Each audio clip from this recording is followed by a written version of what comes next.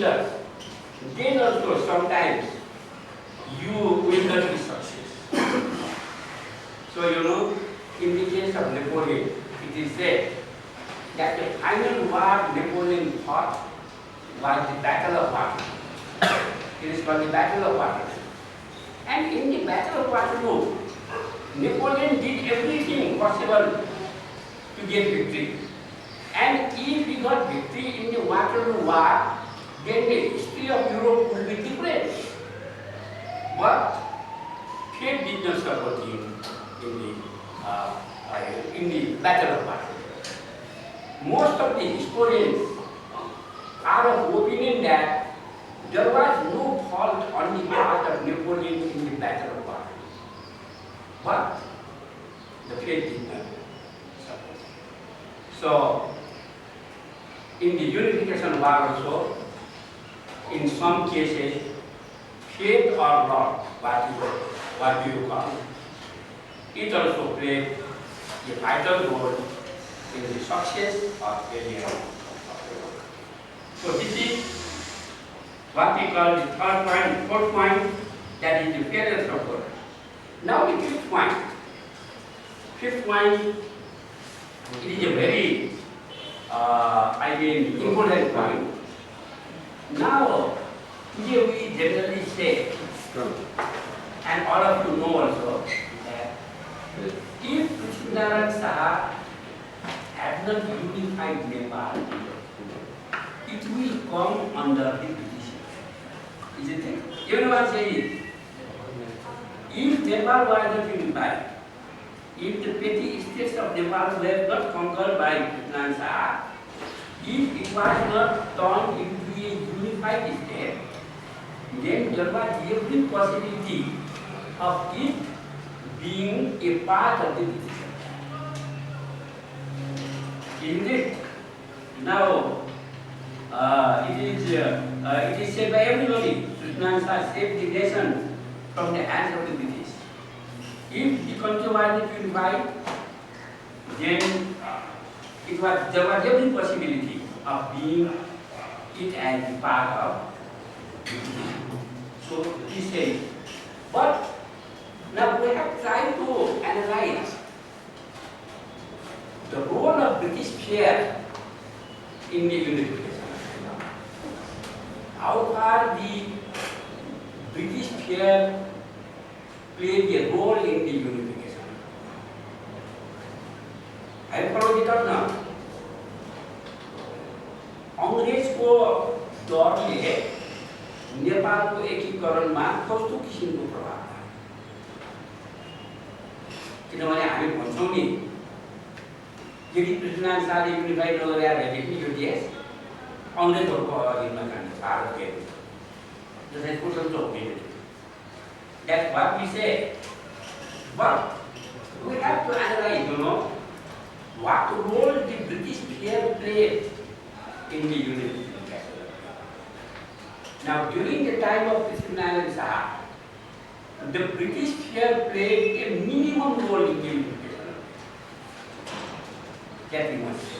Yes, later on, during the time of Rajendra Lakshmi and Bahadur Saha, it played a big role. And again, after the conquest of Kumaon, Garhwal and Babur and Pathao Samurai, then the British government came forward to stop the, make a hostage of the advancement of Gorkhali forces. So during the time of Prithviraj Saha, British here had played a minor role. Because if Prithviraj Saha conquered the Valley kingdoms, if Prithviraj Saha conquered Kantipur, Lalitpur and Bhaktapur, the British were the attacked. Let them be conquered by Prithviraj Saha. There was no impact on the British rule in India. But later on, when the Chobishis were conquered, Baishis were conquered, at that time also, the British had to fear from Nepal. But when the Japanese army moved forward across the Mahakali River, and conquered Kumaon and Garhwal and gave a tough fight to King Sansar Chand of Kangra, then certainly the East India Company realized that the advancement of Nepal must be stopped. And the East India Company declared a war against them. At the pretext of just two small provinces of Surat. And we have already mentioned yesterday that the question of Surat and Butwal was only a pretext. If the East India Company wanted, it would have easily solved the problem of these provinces. The problem of these provinces was not solved because East India Company wanted to go. And that's why, if anybody asks you about the role of the British here, we must say that during the time of Krishnamurti, British here played a very minor role, and that's why even if the Killup mission came against Krishnamurti, he was not forward.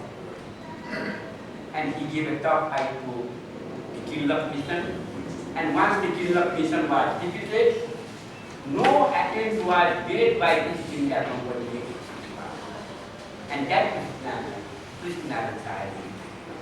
But later on, I want to just make a comparison, Krishnamurti knew that the British here played a minimum role in his military expedition. That's why he was so much afraid. And once he defeated Killup's mission, the East India Company did not make another attempt on it. It is clear. Rather, the East India Company made an understanding with Nepal and gave the areas controlled by Killup after getting a compensation of 15,000 rupees, which we have already discussed yesterday. Nepal gave 15,000 rupees as compensation and got back the area from Korsa to Makwanko, which had been conquered by. So, Prithviraj Shah knew well that the British here played a minor role in his time of military. But Bhimsen Thapa could not realize that. During the time of Bhimsen Thapa, the British here had played a very major role. Now the British were afraid because the British were conquering the small Indian states and they were expanding its territory in India. And at that time, Nepal was also marching from east to west, and the British government realized that Nepal should be stopped, or the advancement of Nepal should be stopped. And that maximum role British here played in Nepal at that time was not actually realized. Yesterday we discussed it that when the question of war with the British was discussed inside the Nepalese world, almost all the military commanders were against it. They have already mentioned. And it was only Bhimsen Thapa who was in favor of war. And Bhimsen Thapa said that we 52 lakh soldiers of Nepal are ready to fight you. That's why it is generally said that Bhimsen Thapa could not, actually understand the magnitude of British here in India. So this is one view. But the second view is that at that time there was no other alternative for Bhimsen Thapa rather than to make a war against. There was no other. Because the provinces of Surat and Butwal, that was only because in even if Nepal surrendered both of these areas, the war will continue. And the greatest proof is that after this won the war, Budwar was returned. So Budwar was not the name. Budwar was not the cause of Baba, isn't it? That was not the case. So there are these two opinions I want to mention now. But even then, it is also generally said that Hussain Thapa could not actually judge the magnitude of British government, which was very much minimum during the time of Krishnan Shah, and Krishnan Shah realized it. So that was the fifth point of Krishnan Shah as a study. Now the next point is that it is generally said that Prithvinarayan Saha, after he conquered Kandipur, Lalitpur and Bhaktapur, he expelled the Christian missionaries from the capital. I think all of you might have heard. These Christian missionaries were working in the capital valley, and they were expelled by Prithvinarayan because they were converting the people of the capital valley to Christianity. And that's why he expelled them. Isn't it? Now, one thing is written in the Vamsavali that I will tell you. Possibly you might not have heard it. That's why I am telling you. Now, at Bhaktapur, King Ranjit Mallo was here, and one Christian missionary came to him and said that, well, I want to hang the cross you understand, the symbol of Christianity, crucifixion of Jesus Christ. I want to hang the cross in my house. Then King Ranjit Malla was very simple. All right, you can hang the cross in your house. So a cross was hanged. After 15 or 20 days, when he went to make a visit of that area in the morning, he saw almost all the houses having the cross in them. So that was the impact of the Christian missionary very soon. And that's why here also the Christian missionaries were converting the people of Nepal to Christianity in a very rapid manner. And in order to, now what is to be done? And generally it is said that Prithvinarayan Saha expelled those Christian missionaries. No, it is not the case. They were very evidence. And Prithvinarayan Saha created such a situation that the Christian missionaries were bound to do it. He did not directly expel. Rather, what he did, he gave such kind of behavior, he acted in such a way against the Nepali people who were converted to Christians that the Christian missionaries had to evacuate the area in the interest of those Nepalese who had converted. And that's why, when the Christian missionaries left the Kathmandu Valley, they took all the Nepalese people who had been converted to Christianity with them. So that was the kind of policy Prithvinarayan Saha adopted against Christians. Otherwise, now regarding the role of Christian missionary, when Pratap Singh was very much ill, he was saved by the medical treatment of the Christians. Because the Christian missionary had the modern type of medicine, modern way of teaching the patient, isn't it? So now regarding Sur Pratap also, Sur Pratap Saha lost his eye in the second Jijipur War, which we have already mentioned. And he was treated by the Christian missionary. And he got well. So that was the, what we say, the service rendered by the Christian missionary. And that's why he did not want to extend those Christian missionaries directly. Rather, he created such an atmosphere that they were compelled to leave the country along with the persons, along with the persons converted.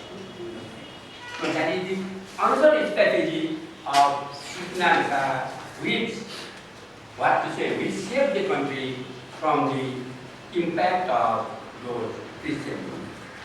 Then another point, the seventh point we mentioned is about the astrology and auspicious occasion. It also played a very major role in the human today. Auspicious occasion means side event. If you do anything, even today, if you do anything, then we generally see the auspicious occasion, isn't it? As told by the astrologer. Generally we do it, even today. But take the case of more than 250 years. Whenever Krishnamurti Sahib does any work,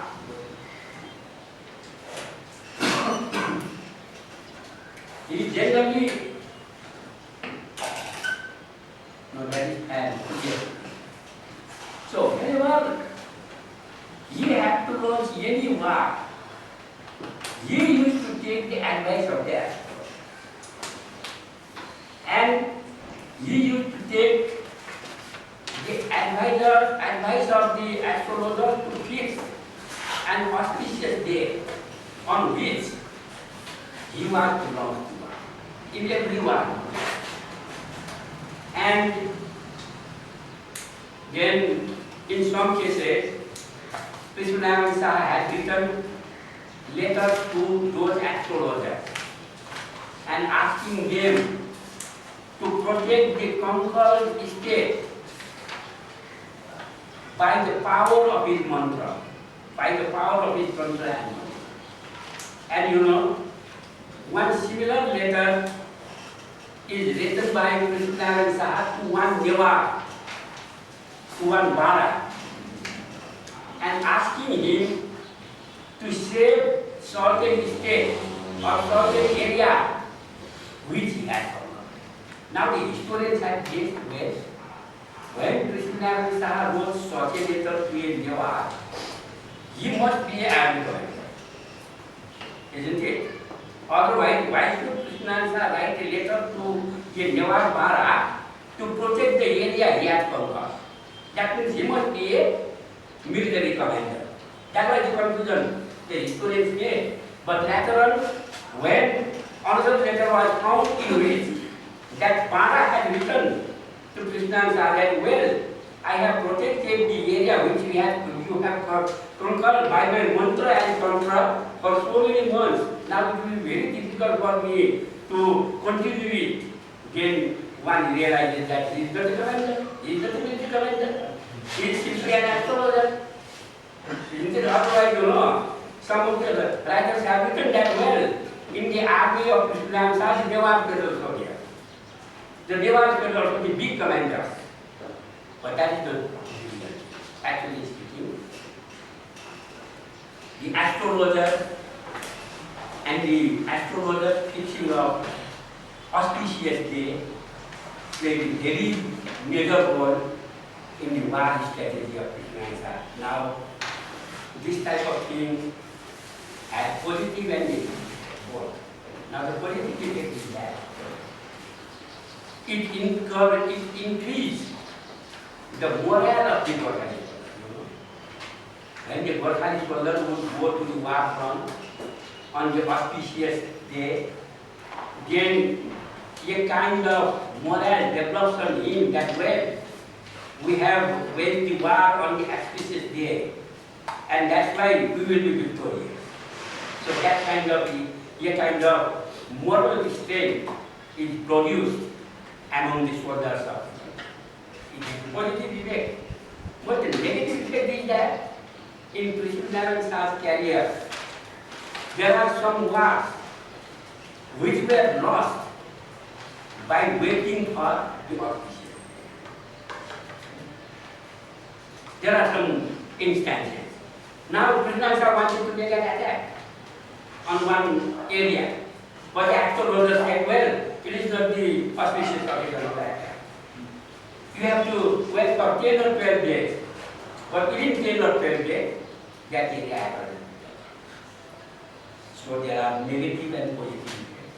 But anyway, at that time, the astrologers advice and the fixing of auspicious day by the astrologers was also a part of war tactics or war strategy adopted by Krishna Shah. And if you read the history of Krishnanarayan Saha by Baburam Acharya, you will notice, you will have the name of several these astrologers who are directly involved in the in each and every regiment or in each and every army, Krishnanarayan Saha would appoint one or two astrologers to be there, so that he would fix the auspicious day and he would encourage, he would increase the morale of the army by his program. So this is also another. Sir? Yes. And for the information, even today it is practiced in our battalions. Even today it is practiced, sir. We have one place in each battalion. Yes, that's why I am saying, yes. Yes, I know very well. You know, when the army is sent, there are astrologers, there are priests, in the priests are also there. And I found that in each and every, not each and every, in most of the battalions, there is one Kumari image, isn't it? So far as I know. Kumari or some god is worshipped. Nishan, I don't know what is the god or goddesses in the Nishan. Some are goddesses, some are god. Yes, some are goddesses. Goddesses means Kumari or somewhere. Kali Bhagavati, anywhere. So now, till now it is there, isn't it? Jai Jai Gaurav, and it is the most patriotic song of the Bharata army, isn't it? From the beginning. And that's why, so this is the role of astrologers and the auspicious occasions to be fixed by the astrologer.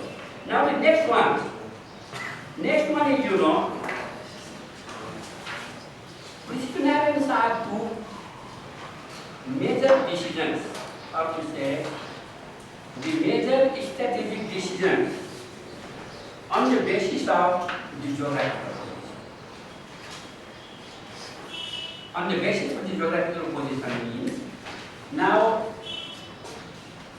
Krishnanarayan Saha conquered the kingdoms of the valley and also the eastern kingdom.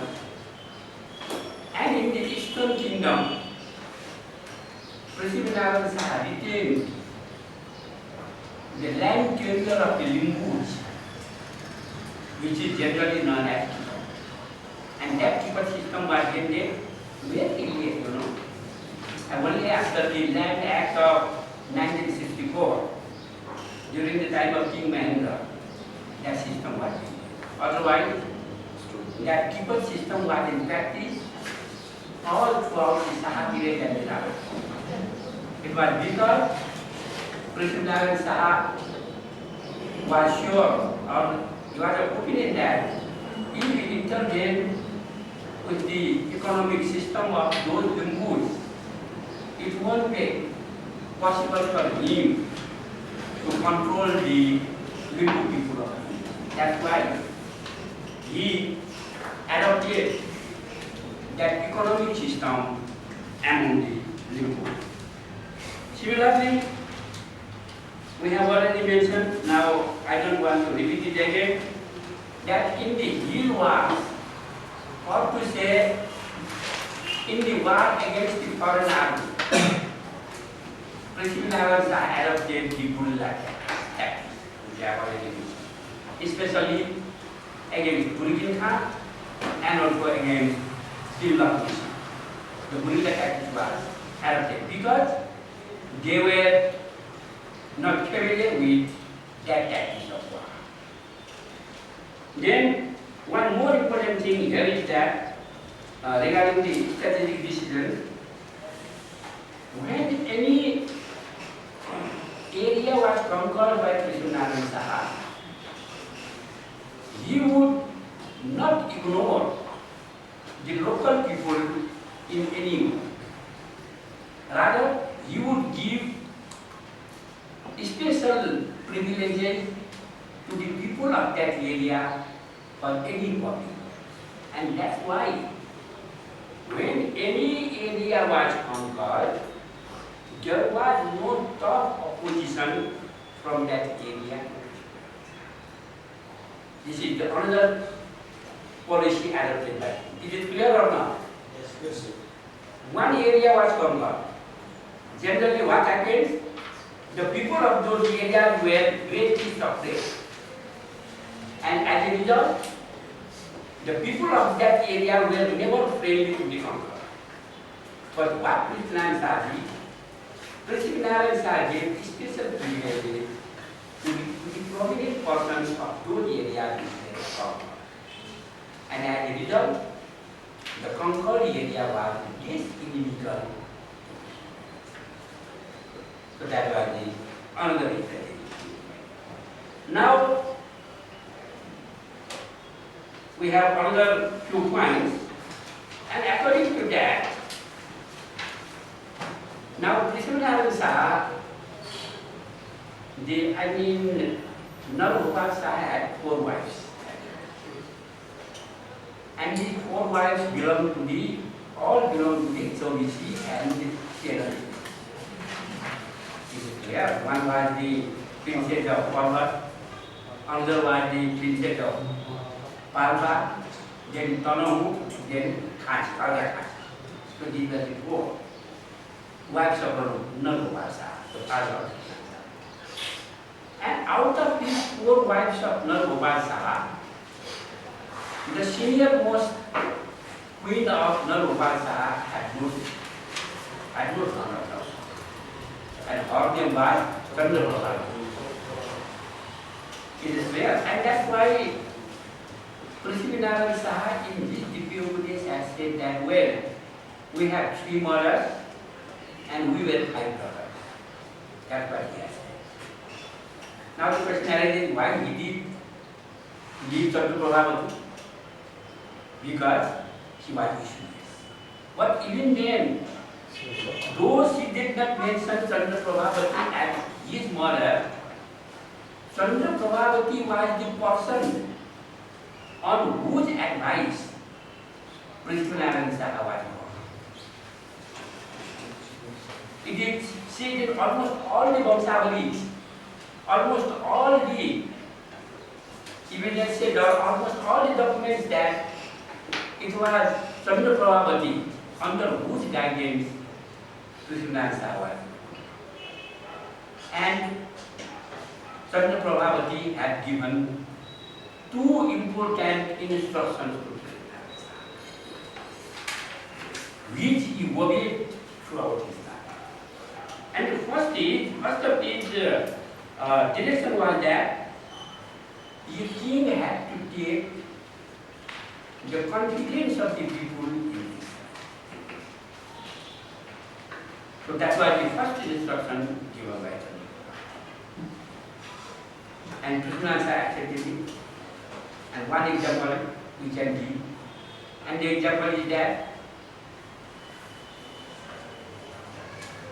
he had to appoint one commander to make war against the valley kingdoms. And Prithviraj Saha wanted Viraj Bhakheri to be the commander. He wanted Viraj Bhakheri because he had seen some of the qualities on him.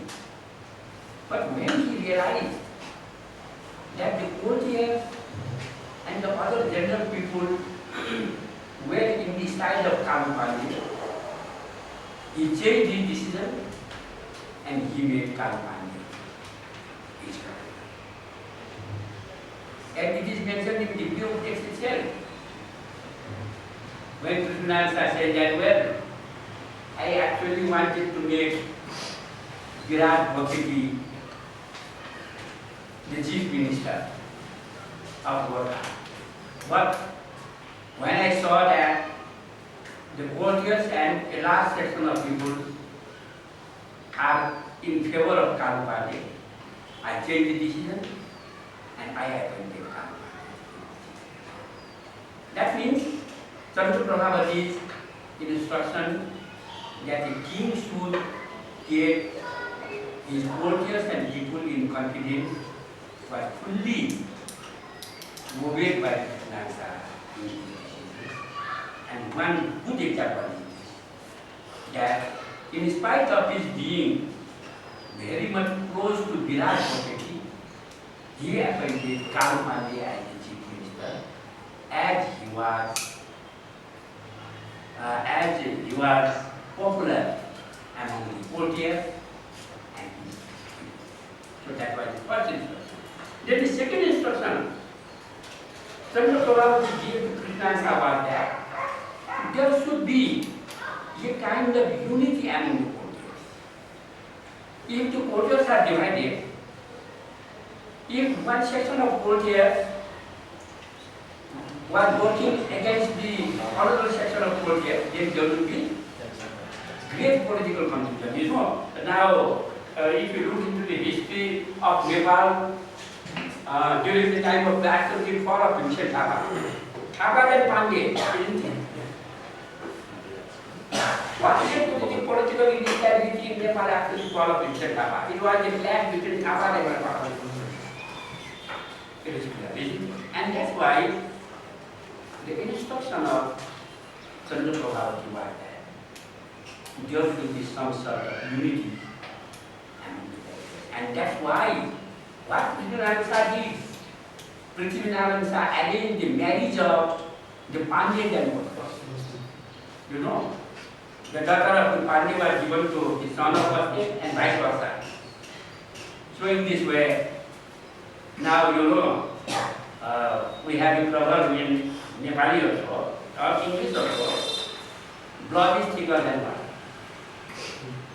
If any family is attached by matrimonial alliance, it is very difficult to break it, isn't it? All of us have to accept it. Now during the Rana disease, take the example. Janga gave his daughters to King Surendra. And Janga married the daughters of King Surendra to his sons. Janga and his sons, yes. And there was a kind of matrimonial alliance between the Rana family and the Saha family. And as a result of which, the Saha kings never thought of taking back the power from the Rana. Isn't it? Because the Saha's daughter is the daughter-in-law of the Rana. And the Rana's daughter is the daughter-in-law of the Saha. So that kind of matrimonial alliance. And here also, you know, in order to maintain unity among his courtiers, firstly, he arranged the marriage of Pandey and Bhakta. Later on, at the end of his rule, he also arranged the marriage of the Thapa and the Bhakta. So in this way, these were the two instructions given by his stepmother, his Prithvinarayana obeyed up to the end. Now we are coming to the last point, very last point, as on Krishnananda has studied. Now another one thing is that the events during the time of Prithvinarayana and the events of war with Krishnananda make it clear that Prithvinarayana Saha correctly assessed the strength and weakness of